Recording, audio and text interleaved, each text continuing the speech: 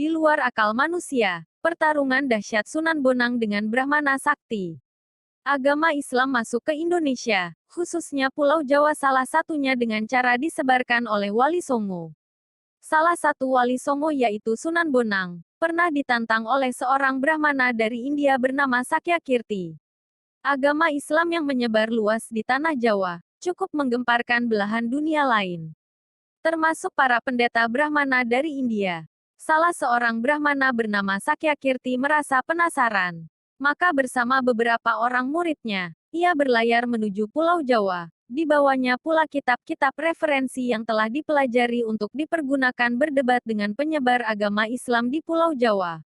Aku Brahmana Sakyakirti akan menantang Sunan Bonang untuk berdebat dan adu kesaktian, ujar Brahmana itu sembari berdiri di atas geladak kapal layar. Jika dia kalah, maka akan kutebas batang lehernya. Jika dia menang, maka aku akan bertekuk lutut untuk mencium telapak kakinya. Akan kuserahkan jiwa ragaku kepadanya. Murid-muridnya yang selalu berdiri dan mengikutinya dari belakang, menjadi saksi atas sumpah yang dia ucapkan di tengah samudera. Namun, ketika kapal layar yang ditumpanginya sampai di perairan Tuban, mendadak laut yang tadinya tenang, tiba-tiba bergolak hebat. Angin dari segala penjuru seolah berkumpul menjadi satu untuk menghatam air laut, sehingga menimbulkan badai setinggi bukit. Dengan kesaktiannya, Brahmana Sakyakirti mencoba memukul badai yang menerjang kapal layarnya. 1-2 kali hal itu dapat dilakukannya, namun terjangan ombak yang kelima kali, langsung membuat kapal layarnya tenggelam ke dalam laut. Dengan susah payah, ia mencabut beberapa balok kayu untuk menyelamatkan diri dan menolong beberapa orang muridnya, agar jangan sampai tenggelam ke dasar samudera. Walaupun pada akhirnya ia dan para pengikutnya berhasil menyelamatkan diri, namun kitab-kitab referensi yang hendak dipergunakan untuk berdebat dengan Sunan Bonang, telah tenggelam ke dasar laut. Padahal kitab-kitab itu didapatkannya dengan susah payah. Cara mempelajarinya pun tidak mudah. Ia harus belajar bahasa Arab terlebih dahulu, pura-pura masuk Islam dan menjadi murid ulama besar di negeri Gujarat. Kini, setelah sampai di Laut Jawa, tiba-tiba kitab yang tebal itu hilang musnah di telan air laut. Tapi niatnya untuk mengadu ilmu dengan Sunan Bonang tak pernah surut. Ia dan murid-muridnya telah terdampar di tepi pantai yang tak pernah dikenalnya.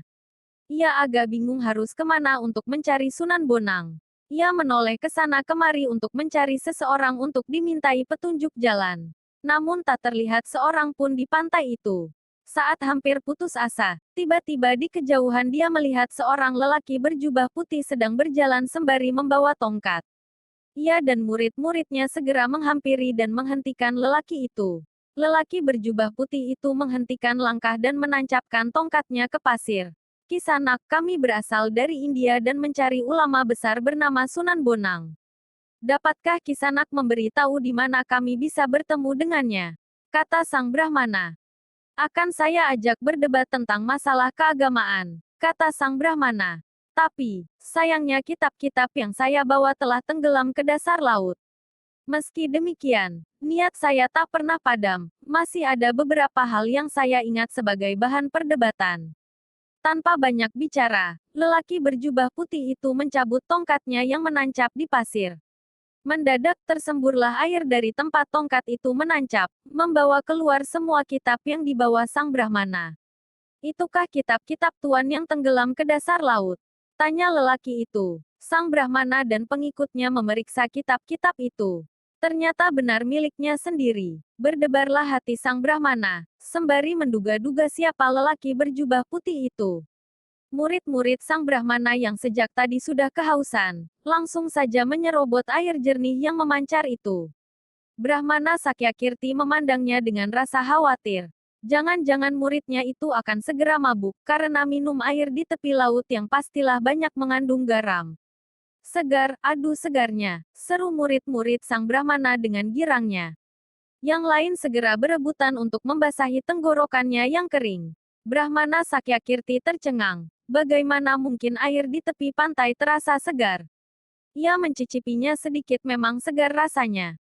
Rasa herannya semakin menjadi-jadi jika berpikir tentang bagaimana lelaki berjubah putih itu menciptakan lubang air memancar dan mampu menghisap kitab-kitab yang telah tenggelam ke dasar laut. Pastilah orang berjubah putih itu bukan orang sembarangan. Ia sudah mengerahkan ilmunya untuk mendeteksi apakah semua itu hanyalah tipuan ilmu sihir, ternyata bukan. 1000 Brahmana di India tak mampu melakukan hal ini, pikir sang Brahmana. Dengan rasa was-was, takut dan gemetar, ia menatap wajah lelaki berjubah putih itu. Apakah nama daerah tempat saya terdampar ini? Tanya sang Brahmana dengan hati ketar-ketir. Tuan berada di pantai Tuban, jawab lelaki itu. Serta-merta Brahmana dan para pengikutnya menjatuhkan diri dan berlutut di hadapan lelaki itu. Mereka sudah dapat menduga bahwa lelaki berjubah putih itu adalah Sunan Bonang sendiri. Bangunlah. Untuk apa engkau berlutut kepadaku? Bukankah sudah kau ketahui dari kitab-kitab yang telah engkau pelajari bahwa sangat terlarang bersujud kepada sesama makhluk? Sujud hanya pantas dipersembahkan kepada Allah yang Maha Agung, kata lelaki berjubah putih yang tak lain memang Sunan Bonang adanya. Ampun, ampunilah saya yang buta ini. Tak melihat tingginya gunung di depan saya, ampunkan saya, rintih sang Brahmana. Bukankah kau mau berdebat denganku, juga mau mengadu kesaktian?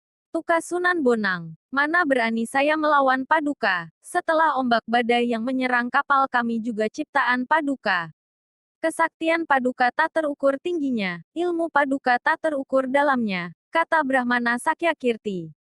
Kau salah, aku tak mampu menciptakan ombak dan badai, ujar Sunan Bonang. Hanya Allah yang mampu menciptakan dan menggerakkan seluruh makhluk. Allah melindungi orang yang percaya dan mendekat kepadanya dari segala mara bahaya dan niat jahat seseorang. Sang Brahmana merasa malu, memang kedatangannya bermaksud jahat.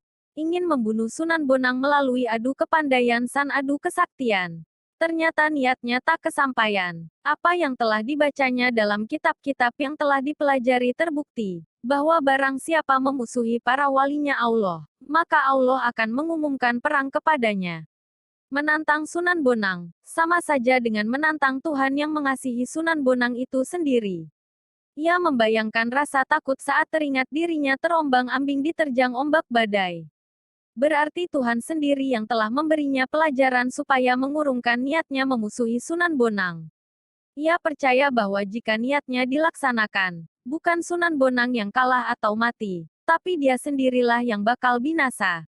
Kanjeng Sunan, sudilah menerima saya sebagai murid, kata Brahmana itu kemudian.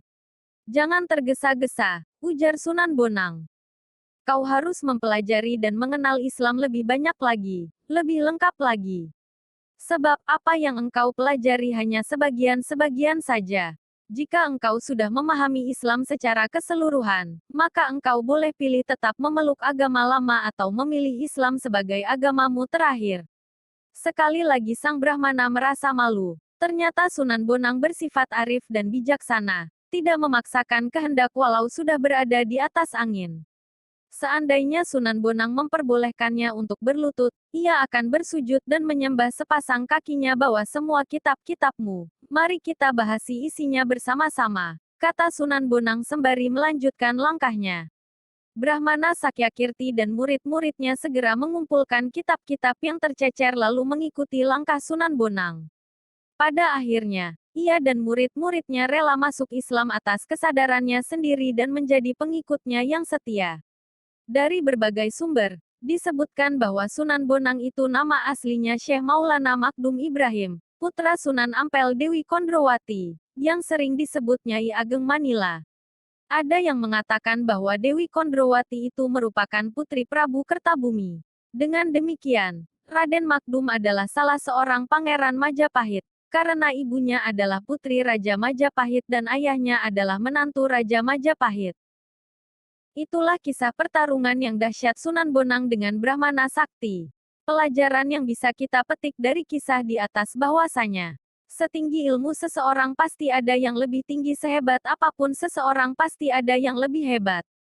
Pada intinya manusia di muka bumi ini tidak ada yang sempurna. Hanya Nabi Muhammad SAW satu-satunya manusia yang sempurna. Dan sebaiknya kita memandang orang lain lebih baik daripada kita. Dan gunanya kita diberikan dua bola mata. Satu untuk melihat kebaikan orang lain dan yang satunya untuk melihat kekurangan diri kita sendiri. Kehebatan hanya milik Allah Subhanahu wa Ta'ala. Terima kasih sudah berkunjung ke channel kami dan kami mendoakan dimanapun teman-teman berada semoga selalu dalam lindungan Allah Subhanahu wa Ta'ala. Dan jangan lupa like, subscribe, komen dan hidupkan loncengnya. Agar tidak ketinggalan video dari kami. Terima kasih.